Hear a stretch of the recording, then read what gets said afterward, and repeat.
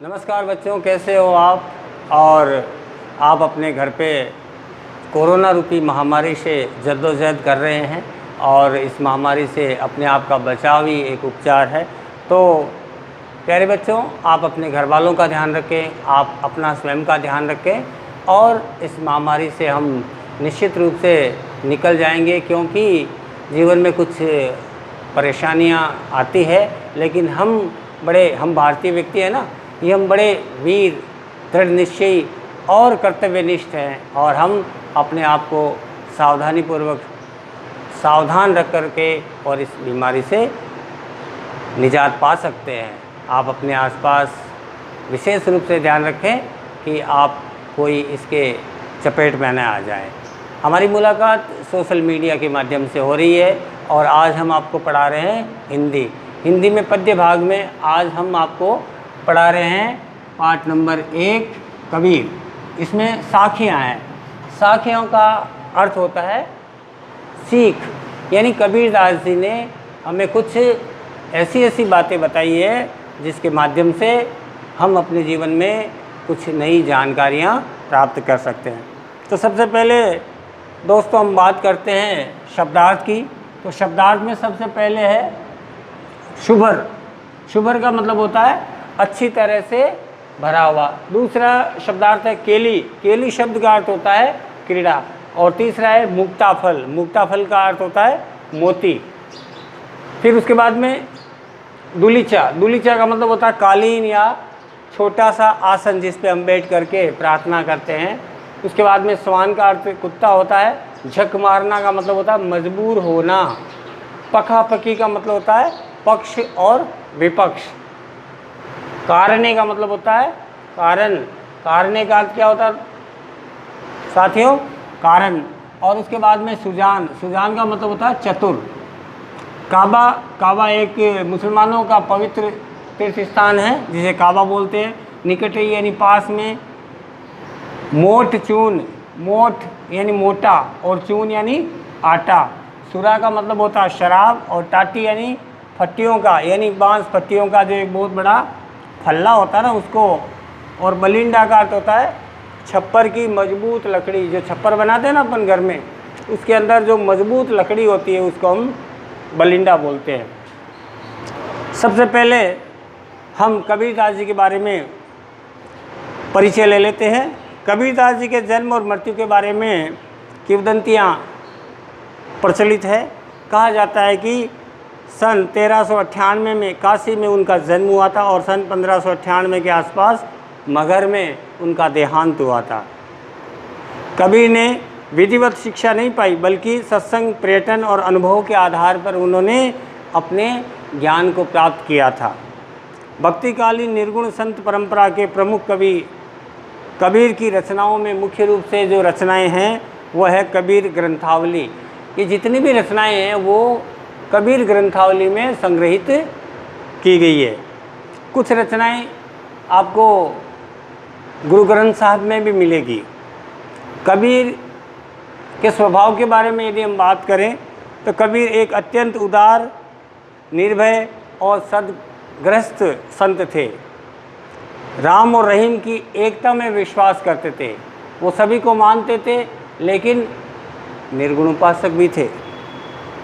ईश्वर के नाम पर जो तरह तरह के पाखंड हमारी इस दुनिया में फैले हुए हैं, भेदभाव है या कर्म कांड को ज़्यादा बहुत बड़ा महत्व दिया गया है, उनका उन्होंने खंडन किया है। उन्होंने अपने काव्य में धार्मिक और सामाजिक जो भेदभाव है उनसे दूरी बनाने के लिए कहा गया। कबीरदास जी ने कल्पना की थी कि जो सामाजिक भेदभाव है, छुआछूत है या सामाजिक ऊंच नीच है, उसको हम नए सिरे से खारिज करें। आत्मबोध और जगत बोध की अभिव्यक्ति उनके काव्य में दिखती है। कबीर की भाषा की सहजता ही उनकी काव्यात्मकता की शक्ति है। सहज भाषा उन्होंने इसलिए दी थी क्योंकि उन्होंने इसी समाज से, इसी संसार से ज्ञान को लिया और बड़े ही सहज ढंग से उन्होंने इस संसार को अपना ज्ञान दिया। सहज भाषा से क्या होता है, प्रत्येक व्यक्ति अच्छी तरह से समझ सकता है, अच्छी तरह से वो अंगीकार कर सकता है। बच्चों, भाषा की सहजता ही काव्य का एक बहुत बड़ी ताकत होती है। काव्य की बहुत बड़ी ताकत होती है भाषा की सहजता। कौन किसी आदमी को समझाने के लिए, कौन समाज को समझाने के लिए, समाज की कुरीतियों को मिटाने के लिए किस तरह से अपनी भाषा का इस्तेमाल करता है। कहते हैं ना, ऐसी वाणी बोलिए मन का आपा खोय, औरन को शीतल करे आपहु शीतल होय। यानी भाषा ही एक ऐसा माध्यम है बच्चों जिसके आधार पे हम अपने आसपास का ज्ञान ग्रहण कर सकते हैं और आसपास वालों को ज्ञान दे सकते हैं। समाज को, युवाओं को, एक नई पीढ़ी को आने वाले समय में हम ज्ञानित कर सकते हैं। उन्होंने अपने काव्य भाषा में दार्शनिक चिंतन को भी बड़े सरल ढंग से प्रस्तुत किया गया है। अपने मतलब दर्शन होना चाहिए किसी भी कार्य में। जब तक चिंतन और दर्शन नहीं होता है तब तक ही उसमें अपने गुणों का समावेश नहीं पाया जा सकता है। तो कबीर की जो साखियाँ हैं इस पाठ में, उसकी मुख्य मूल भाव इसमें क्या रखा गया है ये हम आपको बता दें। प्रचलित साखियों में प्रेम का महत्व बताया गया है, उसके साथ संत के क्या लक्षण होने चाहिए, ज्ञान की क्या क्या महिमा है, बाह्य आडंबर जो दिखावा करते हैं उनका भी विरोध अपने अपने भावों से इसमें किया गया है। पहले शब्द पद में बाह्य आडंबरों का विरोध करते हुए अपने भीतर ही ईश्वर की प्राप्ति का संकेत दिया गया है, उन्होंने बताया है। दूसरे में उन्होंने बताया कि शब्द जो ज्ञान की आंधी के रूप में ज्ञान के महत्व का वर्णन करती है। कबीरदास जी कहते हैं कि ज्ञान की सहायता से मनुष्य अपनी दुर्बलताएं, अपनी कमजोरियों को दूर कर सकता है, बशर्ते उसमें ज्ञान का होना आवश्यक हो। पहली साखियों में इन्होंने लिखा है, मान सरोवर सुबर जल हंसा केल कराही, मुक्ता फल मुक्ता चुगे अब उड़ी अंत न जाही। मान सरोवर रूपी शरीर में जो अच्छी तरह से मान सरोवर रूपी, यानी ये शरीर मान सरोवर है, मान सरोवर झील के समान है और उसमें आत्मा रूपी मोती है। अब हमारी जो मन रूपी हंस है ये बड़ा कराह रहा है कि ज्ञान रूपी मोती को हम कैसे चुने। तो ज्ञान रूपी मोती को चुनने के लिए बार बार वो पछता रहा है, बार बार उड़ रहा है, बार बार कराह रहा है, लेकिन उसको ज्ञान का अनंत रूप दिखाई देता है। जितना हम नज़दीक जाते हैं उतना ही ज्ञान दूर जाता है। कहने का अर्थ है मान सरोवर रूपी शुद्ध और बहुत बड़े इस झील में मन रूपी, जिसमें मन रूपी हंसा है या हंस है, वो मोती चुगने के लिए बार बार प्रयास कर रहा है और अंत तक वो मोती चुगने का प्रयास करता है, यानी अंत तक, अनंत तक चलने का प्रयास करता है। लेकिन उसको, हंस को किसकी आवश्यकता होती है? मोती की। तो मोती को वो कैसे प्राप्त करे? उसी प्रकार भक्ति में ईश्वर को प्राप्त करने के लिए मनुष्य बार बार प्रयत्न करता है, अनेक प्रयत्न करता है, तो वो उसका कोई अंत नहीं है, यानी भक्ति का कोई अंत नहीं है और मुक्ति निश्चित रूप से मिलने वाली है। प्रेमी ढूंढत में फिरो प्रेमी मिलो न कोई, प्रेमी को प्रेमी मिले सब विष अमृत होय।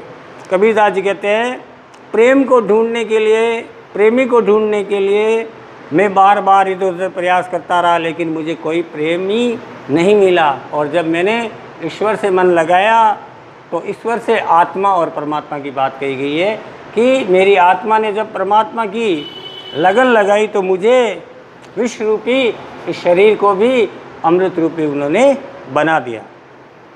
उसके बाद में इन्होंने लिखा है हस्ती चढ़िए ज्ञान को सहज दुलीचे डारी। ज्ञान के आधार को हम प्राप्त करें, चाहे आसन बिछा के बैठ करके हम ज्ञान के लिए प्रयत्न करते हैं। निरपक्ष होई के हरि बजे, ज्ञान को सहज दुलीचा डारी, स्वान रूप संसार है भूकंदे झक मारी। ज्ञान के हाथों चढ़ने के लिए सहज रूप से हम दुलीचा, दुलीचा का अर्थ जानते हो? कालीन, छोटा कालीन या एक छोटी सी दरी टाइप की होती है, उसको बैठ करके हम यदि ज्ञान की प्राप्ति करना चाहते हैं तो हम सहज रूप से नहीं कर सकते हैं। लेकिन स्वान रूपी ये संसार है, ये संसार एक कुत्ते के समान है कि भूखा हो तो ज़ोर ज़ोर से भौंकता है। कहने का मतलब अज्ञानी व्यक्ति है वो ज़्यादा से ज़्यादा है वो ज्ञान की प्राप्ति के लिए ज़ोर ज़ोर से बोल करके उस चीज़ को प्राप्त करने की कोशिश करता है। अगला है पखा पखी के कारण सब जग रहा भुलान। पक्ष और विपक्ष के कारण हम अपने इस संसार को भुला रहे हैं।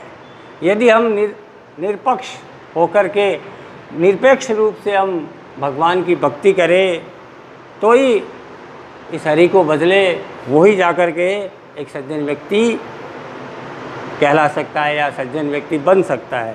आज हम पक्ष विपक्ष के कारण लड़ाई झगड़ा करते रहते हैं और पक्ष विपक्ष के कारण हमें अपना हरि यानी भगवान की प्राप्ति नहीं होती है। आगे कबीरदास जी ने कहा, हिंदू मुआ राम कही मुसलमान खुदाए, कहे कबीर सो जीवता जो दोहू के निकट न जाए। कबीरदास जी कहते हैं हिंदू हमेशा राम राम का उच्चारण करता है, मुसलमान हमेशा खुदा को बचता है। कबीरदास जी कहते हैं दोनों के निकट जा नहीं पाता है मनुष्य, लेकिन फिर भी वो कोशिश ये करता है कि वो उनके पास जाकर के अपने जीवन की मुक्ति का प्राप्त कर सके। काबा फिरी काशी भया राम भया रहीम। मनुष्य किसी प्रकार के चाहे भले ही अपने पवित्र तीर्थ स्थान पे जाके आ जाए, जैसे मुसलमान काबा में जाकर के आ जाए, राम के पास में हम जाके आ जाएं हैं, लेकिन मोट चुन मेदा भया बैठी कबीरा जीम। कबीरदास जी कहते हैं कि आपके पास में मोटे आटे की प्राप्ति के लिए आप आराम से अपने पास में मोटा आटा उसको ही खा करके हम तृप्त हो सकते हैं। तो हमें कहीं तीर्थ स्थानों पर जाने की आवश्यकता नहीं है, बल्कि हमें तो अपने सच्चे मन से ही अपने ऊपर वाले को, ईश्वर को याद करना है, तो हमें सहज रूप से ईश्वर मिल जाएगा। ऊंचे कुल का जन्मिया जे करनी ऊंची न हो। कबीरदास जी कहते हैं उच्च कुल में पैदा होकर के यदि मनुष्य अपनी करनी यानी कर्म अच्छे नहीं करता है, उसके ऊंचे कर्म नहीं होता है, तो कोई मतलब नहीं है। मनुष्य कभी भी अपने जन्म से या कुल से ऊंचा नहीं होता है। मनुष्य होता है तो अपने कर्म से ऊंचा होता है। तो हमें चाहे कोई से कुल में पैदा भले ही क्यों ना होगे, लेकिन अपने कर्म अच्छे करने चाहिए ताकि ऊंचे। जैसे सुबरन कलश शुरा भरे, जिस प्रकार सोने के घड़े में यदि शराब डाल दी जाए तो क्या वो अच्छी होगी? क्या नहीं होगी ना। साधु निंदा सोई, जिस प्रकार साधु होकर के व्यक्ति निंदा करता है वो उसी प्रकार है जिस प्रकार सोने के घड़े में क्या भरा होता है? सूरा, शराब। तो मन में एक तरह से यदि बुरी भावना कर सकते हैं या लोगों की निंदा करते हैं, ऊपर से हम अपने ईश्वर को याद करते हैं, तो वो कतई सही नहीं है। तो ये साख्य थी। उसके बाद में शब्द, जो कि ये शब्द आपने कभी गुरु ग्रंथ साहिब में पढ़े होंगे या सुने होंगे। शब्द में उन्होंने कहा है कि मोको कहाँ ढूंढे बंदे में तो तेरे पास में। कबीरदास जी कहते हैं कि हे मनुष्य, कबीरदास जी के आधार पे मैं बता रहा हूँ आपको। कबीरदास जी कहते हैं कि ईश्वर कह रहा है या ईश्वर आपको समझा रहा है कि हे बंदे, तू मुझको कहाँ कहाँ ढूंढ रहा है, हैं? कभी तीर्थों में ढूंढ रहा है, कभी मंदिरों में ढूंढ रहा है, कभी मस्जिदों में ढूंढ रहा है। मैं कहीं नहीं हूँ, मैं तो तेरे पास में ही हूँ। ना देवल में, ना मस्जिद में, ना काबे कैलाश में। ना तो मैं मंदिरों में हूँ, ना मस्जिद में हूँ, न काबे में हूँ, न कैलाश में हूँ। मैं तो तेरे अंदर ही हूँ, लेकिन तू इसको पहचान नहीं पा रहा है। ना तो खोने क्रियाक्रम में, नहीं योग बैराग में। ईश्वर कह रहा है हे बंदे, न तो मैं क्रियाक्रम में हूँ या कोई कार्य में हूँ, न कोई योग में हूँ, न वैराग्य में हूँ। खोजी होय तो तुरंत मिलियो। यदि तू सच्चे मन से मुझे खोज रहा है तो मैं तुझे तुरंत मिल जाऊँगा। पल भर की तलाश में, यानी पल भर में यदि तू सच्चे मन से मुझे पुकारेगा या तलाश करेगा तो मैं तुझे अवश्य मिल जाऊंगा। कहे कबीर सुनो भाई साधो, स्वर शासन की श्वास में, यानी मैं सबकी सांसों में बसा हुआ हूँ। आत्मा ही परमात्मा है, हमें आत्मा को परमात्मा के साथ लीन करना है।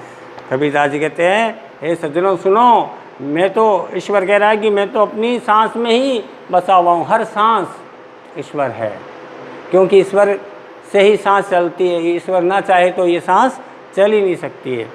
आगे कबीरदास जी कहते हैं, संतों भाई आई ज्ञान की आंधी रे, यानी हे संतों, हे सज्जनों, अब ज्ञान की आंधी आ गई है। भ्रम की टाटी सबे उड़ानी, माया रहे न बांधी रे। अब हमारे भ्रम की टाटी जानते हो आप? टाटी एक वो छप्पर टाइप का बनाया होता है ना, उसके सामने एक दरवाज़ा होता है जो कि घास फूस का बनाया होता है, वो उड़ गई है। अब माया भी बांधी नहीं जा सकती, मोह माया ये सब छोड़ दो। हित चित थे थुनी गिरानी, हित और चित, हित में अपना चित्त लगा करके, ये दोनों थुनी जानते हो किसको कहते हैं? थुनी इसमें बताया गया है स्तंभ या टेक, जो जिसके ऊपर हित और चित्त की जो छप्पर है, हित और चित्त का जो छप्पर है, जैसे मान लो ये छप्पर है, एक हित और एक चित्त, चित्त का मतलब मन, हित का मतलब भलाई, भलाई के लिए जो मन चलता है, तो हित चित्त की जो आपका ये छप्पर रूपी स्तंभ है, ये अब गिर गया है। मोह बलिंडा टूटा रे, मोह रूपी बलिंडा, मोह रूपी बलिंडा, बलिंडा का मतलब होता है छप्पर की एक मजबूत, एक बहुत बड़ा, मान लो जिसके ऊपर छप्पर खड़ा हो, तो इसका जो बलिंडा होता है, यानी ये मोटी लकड़ी होती है, तो जीवन में मोह रूपी मोटी लकड़ी है, वो भी अब टूट गई है, क्योंकि मुझे गुरु के ज्ञान से ईश्वर की प्राप्ति होने ही वाली है। जोग जुगती करी संतो बांधी, निश्चित छुए न पानी रे। हमने बड़े ही योग ध्यान से इस जुगती यानी युक्ति को प्राप्त किया। ईश्वर को प्राप्ति करने का जो साधन है उसको उन्होंने कहा है कि अब इसमें किसी प्रकार का, यानी ये जो हमारा छप्पर है और हम उसमें बैठे हैं, तो किसी भी प्रकार से कोई भी हमारा मोह सब टूट गया है। हमें अब हमारी जो ये हमारा आसन है, ये हमारी झोंपड़ी है, पानी से नहीं छुएगी। कूड़ कपट काया का निक्ष हरि की गति जब जानी रे। कूड़ जो कड़वा जो कपट हमारी रूपी अज्ञान रूपी जो हमारे शरीर में था वो सब निकल चुका है। अब तो हमें हरि की गति को यानी ईश्वर की गति को पहचान लिया है। आंधी पीछे जो जल बूटा, प्रेम हरि जन भीना। बूटा का अर्थ इसमें क्या बताया गया? बूटा, बूटा आपने लिखा नहीं है ना। बूटा का मत होता है बरखा। बूटा का अर्थ क्या होता है? बरखा। तो बच्चों इसमें उन्होंने कहा है आंधी के बाद में जिस प्रकार बारिश होती है, आंधी आने के बाद में बारिश होती है, उसी प्रकार प्रेम रूपी आंधी बही है और अब भक्ति रूपी बारिश हो रही है। और इस बारिश में प्रेम रूपी जो पानी है बारिश का, उसमें हम भीग गए हैं। कहे कबीर भान के प्रगटे उदित भया सब खीना।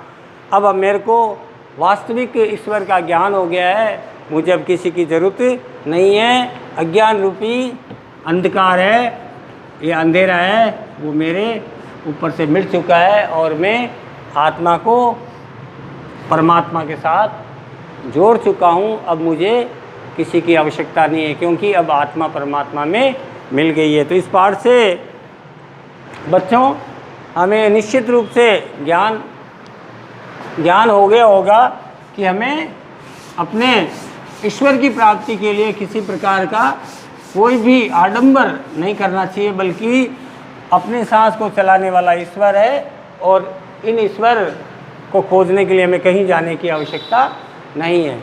बच्चों आपको SW में कुछ प्रश्न करने हैं, जो प्रश्न मैं आपको यहाँ लिख दे रहा हूँ उनको आपको करने हैं। मानसरोवर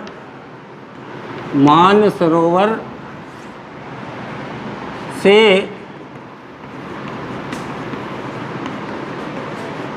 कवि का क्या आशय है? मानसरोवर से कवि का क्या आशय है? ये आपका पहला प्रश्न हुआ। दूसरा हुआ, कवि ने सच्चे प्रेमी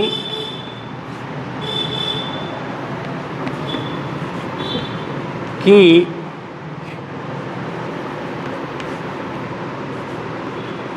क्या कसौटी बताई है? कवि ने सच्चे प्रेमी की क्या कसौटी बताई है, यानी सच्चा प्रेम करने वाला किस कसौटी पे खरा उतरता है। और तीसरा प्रश्न है, इस संसार में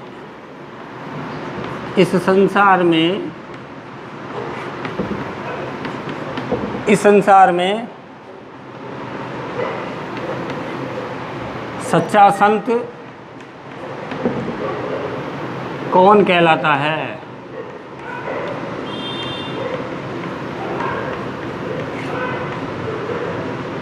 इस संसार में सच्चा संत कौन कहलाता है? ये तीनों प्रश्न बच्चों आपको अपनी कॉपी में होमवर्क के रूप में करना है। और किसी भी प्रकार की परेशानी हो या कोई चीज़ समझ में नहीं आई तो आप हमें फ़ोन करके पूछ सकते हैं। धन्यवाद।